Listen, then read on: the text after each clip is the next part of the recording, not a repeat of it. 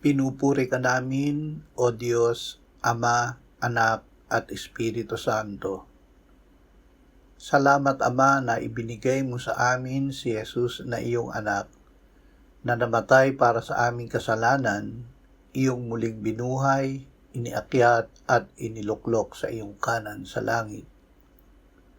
Salamat na ibinigay mo sa amin ang iyong banal na Espiritu, at sa pamamagitan niya ay ibinuhos mo ang iyong pag-ibig sa aming puso. Salamat, Ama, na ikaw ang gumagawa upang ang aming pananampalataya sa iyo ay magbunga ng pag-ibig sa aming kapwa ayon sa iyong utos.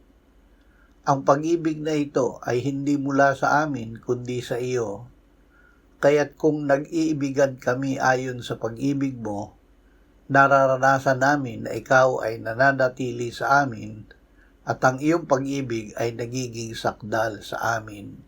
Amen.